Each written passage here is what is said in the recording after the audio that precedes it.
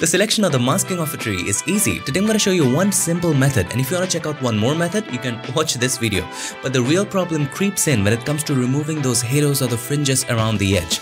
And before we head over to Photoshop to remove them, we have to understand one very essential thing. Due to how present camera sensors behave, the branches in this case are so thin and intricate that they take in the color of the background. For example, in the background you have a deep blue sky. So the branches will take that deep blue color, especially around the edge or the corners. And removing those areas from the branches, those colors, would be removing parts of the branches. We don't want to do that. Instead, we need to deal with color to make perfect replacements. So without any further ado, let's get started.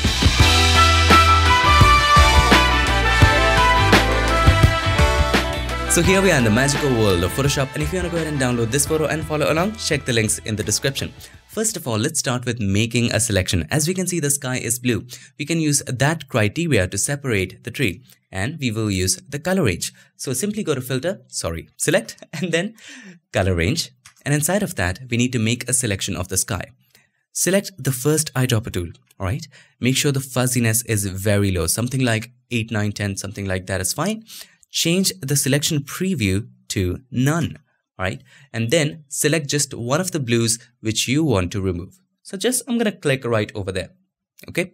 Then select the plus eyedropper tool and begin adding the shades of blue that we will remove. So let's add this, that. Now, as we begin to click on different areas, have a look, the sky is being selected over here. So white are the areas which are selected and black are the areas which are not selected. So we will add this, that, this. Let's add a color between the branches. All right, that looks almost all right. Now, simply change the selection preview to black matte. What it does is, the areas that are selected, they will show in color, and the areas that are not selected, they will show black. Okay, so we can invert the selection. Right now, the sky is selected. We want the tree, so click on invert. It turns the selection upside down. As you can see, there are halos and stuff, and we want to remove them. And to do that, let's simply increase the fuzziness. Let's zoom in quite a bit. Okay, now increase the fuzziness slowly and gradually. If you increase it too much, we will lose parts of the branches. We don't want that. See, we are losing parts. We don't want that. This is fine. You can still see the blues, but we will learn how to remove them. Now, let's have a look. Let's change it to white matte. Everything looking all right? There are still a little bit of blues, but that's fine. We're going to change stuff. Okay. These things are looking all right. Make sure fuzziness is not too high. You will lose these areas. It's low enough to have all the areas. Okay. So this seems to be fine. Now, once you're okay with it, let's change it to 65. We want a little bit more, or maybe 68, and hit OK. Now you have the selection of the tree. Very nice. Okay, now all we need to do is to click on the mask button right over there. As you can see, the tree is selected. A little bit of this area is remaining, so we can do that separately as well. So we will hold the shift key, click on the mask, turn it off momentarily, and then we will again go to select and then color range. In this case, we want to just select the first one. Select just this area. That's it, just this area. And then with the plus eyedropper tool, we will just start adding different shades. That's fine. Now, once you're done, since this area is already white, we can change it to black matte so that we can see it more clearly. And then let's zoom in and have a look at it, and then control the fuzziness. This seems to be pretty much all right. Hit OK. So this area, as you can see, is selected. We don't have to deal with the tree, just this particular area. Turn on the mask. Hold the shift key, click on the mask, you turn it on. Then select the mask, take the brush. Keep in mind, black hides, white shows up. And then all we need to do, with the help of the brush, foreground color black, just simply paint on that area. But the opposite is happening. We don't want that. Control or Command Z. We need to invert the selection. Press Control Shift I, Command Shift I. And then just simply paint on that area. This is happening because we had invert checked inside of color range. Keep on erasing it, and we will erase the same right over here as well. Alright, this is looking pretty fine. Now once you're okay with it, press Ctrl or Command D. We do have a selection.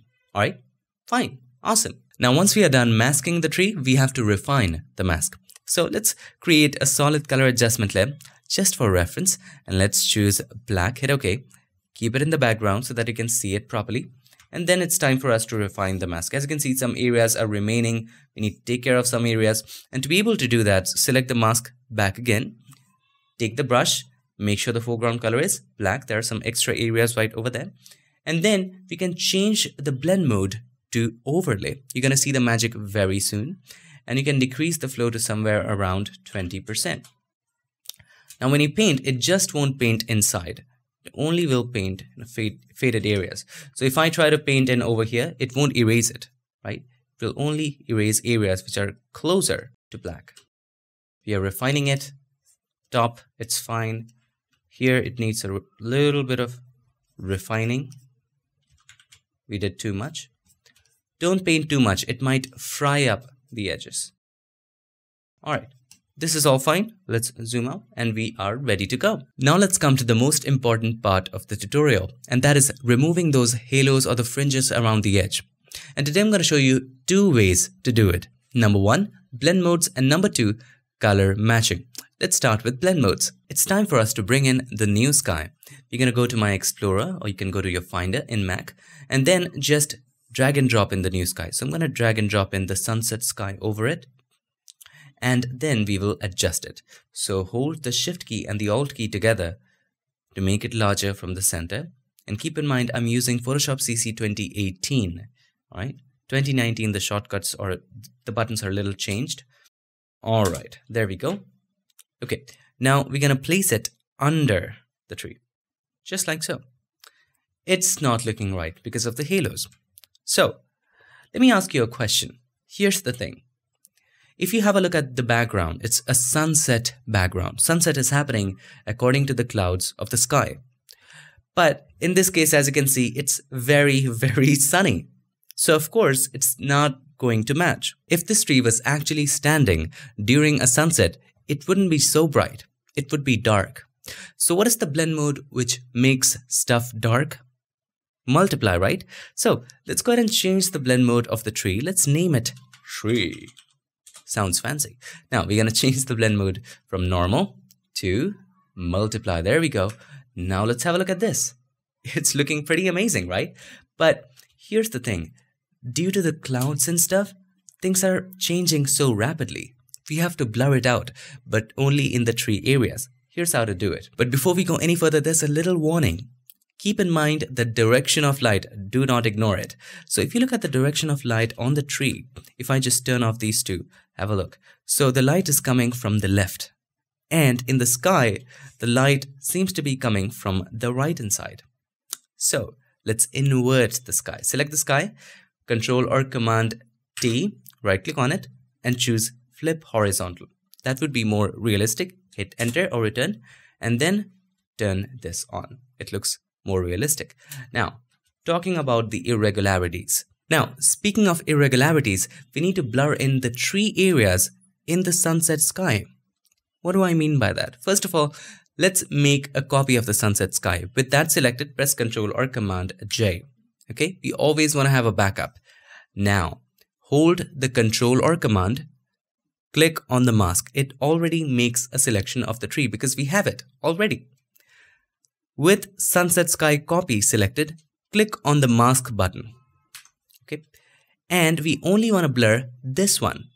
But if we blur this one, the mask will also be blurred. We don't want that. So we want to unlink it. And to unlink it, click on this link. Select the layer thumbnail, not the mask. And then go to Filter, Blur, and then Gaussian Blur right over there. Let's blur it a lot. Keep on blurring it. See? It's becoming more and more uniform. If it was not uniform, it was bright here, dark there. We need to make it as uniform as possible. See, it's becoming more uniform. 118. I will keep it about, let's say, 355 is okay. And hit OK. You can always change it because it is a smart object. Now let's have a look. Before and after Gaussian blur. So this is before Gaussian blur. Everything is not uniform. If I turn it on, See, everything becomes uniform. If it's still not uniform for you, you can increase the value. Now, the tree needs some more, editing. It's not looking as real. So we will make one more copy of this. Press Ctrl or Command J. It needs to be a little more dark, but it's becoming too dark. Let's simply decrease the opacity and increase it just a bit. Maybe 44 is fine. We need a little bit of brightness and shine. And for that, let's make one more copy. Press Ctrl or Command J. And this time, change the blend mode to color dodge. Just like so. It's becoming very bright, right? Decrease the fill. Increase the opacity, decrease the fill, because color dodge works really great with fill. If you want to know more about special blend modes, you can check out this video. Alright, now let's decrease the fill slowly and gradually and adjust it to a point where it looks good. I guess 16 or let's say 15 would be fine. Now we only want it in certain areas. So let's put it inside a group. So with that selected, press Ctrl or Command G. Now, here's the advantage. A group can have one layer inside it, just one. And a group can have its own mask. So we are working with double masks. So let's create a mask. Click on the mask button for the group. Now the group has a mask.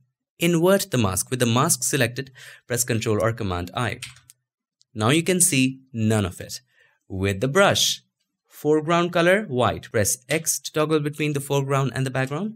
And then simply paint on the areas where you want the shine a little bit. Increase the flow. Let's paint on these areas. It's not painting. Why? Because the blend mode is overlay.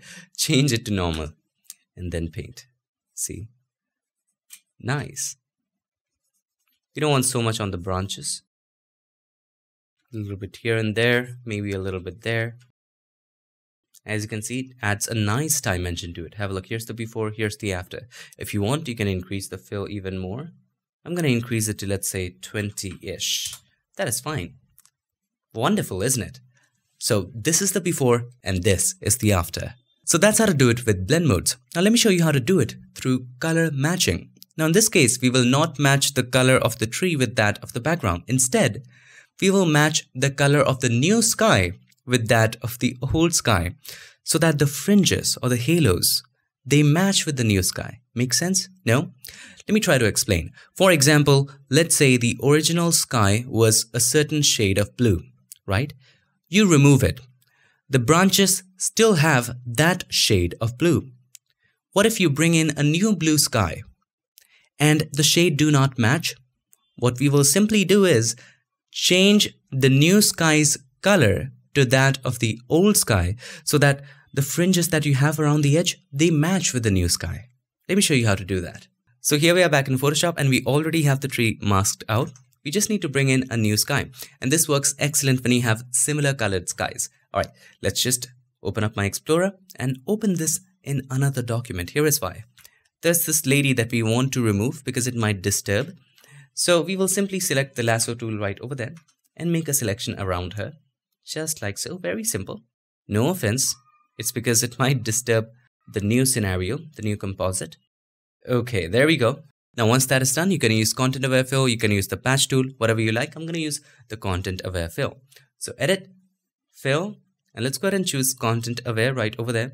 Hit OK. It's going to do a pretty good job. Control or Command D. Okay. If you want to copy this to the other document, there are lots of ways to do it. Control or Command A to select all, Control or Command C, and then Control or Command V. Once you come to this, let's place it under the tree. And now Control or Command T, and let's adjust it. Let's make it a little bigger so that the grass is hidden. This is all fine. Looking pretty good.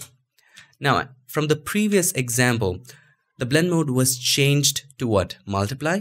We want to change it back to normal. So let's change the blend mode of the tree back to normal. Okay. We still see it. Okay. We need to change the color of the sky to match the original one. So for a moment, what I would suggest you to do is to turn off the mask. Hold the Shift key. Click on the mask to turn it off. Now take a sample of the sky. You can use the rectangular marquee tool, select that particular area of the sky, and then press Ctrl or Command J, just for samples. And then turn on the mask. Hold the Shift key, click on the mask to turn it on. Now we know we need to match the current sky to that color. You can actually move it. Let's move it here and we will try to match it. So this is the new background. You can just rename it to BG sky. And just on top of it, I'm sorry about this spelling thing. All right, on top of it, we will create a curves adjustment layer. Click on the adjustment layer icon and then choose curves. Now, once you have curves, first of all, select the hand tool right over there and then click and drag. So if you want to make it brighter, click and drag up like so. This is too bright. It needs to match with this. So we will stop at around this. You can always change that later. Now let's go to the red channel. Let's try to move it up and down. Let's see which one matches more. So if we take it a little down, it matches. Now let's go to the green channel. Let's take it up and down and see what works. I guess this is fine. Let's go to the blue channel. All right, we're going to take it a little up. This is all fine, but as you can see, the saturation is a little less. So we will create a hue saturation adjustment layer. Click on the adjustment layer icon and then choose hue saturation. Maybe a little bit of increase in saturation would be fine. Maybe 13 or something. We don't have to exactly match to this. And just let's select this one and you can delete it now. Now let's zoom out and have a look. It is perfectly matching. It's looking perfectly amazing with the new sky. Have a look at it. It's looking absolutely amazing, right? Now, if you want to just emulate the old sky completely, you can do one more step. So if you turn it off, have a look. At the bottom, there was a little brightness. So let's turn it back on. Hold the shift key, click on the mask. So you can create, let's say, a gradient. Click on the adjustment layer icon and choose gradient. And we're going to single click in here. On the left hand side, we're going to choose white. On the right hand side, we want no color. We just drag it down to remove it. And top, make sure, select the top one, make sure the opacity is 0. And here at the top, the opacity should be 100. And then once you're done with that, hit OK. You can actually move this. So you can move it up, move it down. So let's keep it that way. You can decrease the scale of how smooth you want it to be. I'm going to keep it at 67. That's fine. And I'm going to keep it this way. Hit OK, and there you go. Sky changed. And on top of it, if you think the clouds are losing details, you can create a curves adjustment layer. Click on the adjustment layer icon and then choose curves. And then maybe let's darken the highlights a bit and brighten up the shadows, just like so. And it gives your image a different look. There you go. Something like that. Okay, and changed. Easy, wasn't it? So that's how to take care of these annoying fringes using color matching and blending modes. Now there are lots of ways to do it. There are tons of videos. I myself have a couple of other videos to do it. You can check the links in the description. Now, all we did in this class or this tutorial was matching the color of the fringes with that of the background, or matching the background with that of the color of the fringes. Let's go through a quick little recap. Have a look. In the first example, we used blend modes. We first made a selection of the tree. We masked the tree using color range because the background was blue. We found it much more efficient to select the blue and remove it. Then we brought in the new sunset sky. But as you can see, the sunset sky was very irregular in color once we changed the blend mode of the tree to multiply. So we created a mask in a copy of the sunset sky and blurred it to add uniformity. You can control the value of Gaussian blur later. And then what we did, we made a copy with multiply and decreased the opacity to add more depth to it. And to add shine, we made one more copy and changed the blend mode to color dodge. And using a mask inside of the group, applied it in only certain areas. Keep in mind, you decrease the fill, not the opacity. In the second example, we already had the masking done from the first example, and we brought in the new sky. Of course, we had to remove the lady, and then we simply changed the color of the new sky with that of the old sky. What we did was, we held the shift key, we hid the mask, we took a portion from the sky and put it on top of it, created a curves adjustment layer, and using that, using the hand tool, we just matched it. So for example, If you choose the hand tool, you just click and drag it up and down to match. Then we select different channels and do the same. Now once that is done, we can do a lot of stuff like adding that white gradient to match it even more. On top of it, we added one more curves adjustment layer to bring in more details in the clouds. Those are secondary stuff. The basic principle is matching the color of the new background with that of the old background. And that's it for the second example. So that's pretty much it for the whole tutorial. I hope this video helped you, and if it did, make sure to give us a like, and also don't forget to subscribe, and not just subscribe. Ring the bell so that you, my friend, don't miss any other future tip, trick or tutorial. I would like to take this moment to thank all these nice and amazing people for supporting this channel on Patreon and helping keep PiXimperfect free for everybody forever. Thank you so much for all your support. Thank you for watching. I'll see you guys in my next one. Till then, stay tuned and make sure that you keep creating.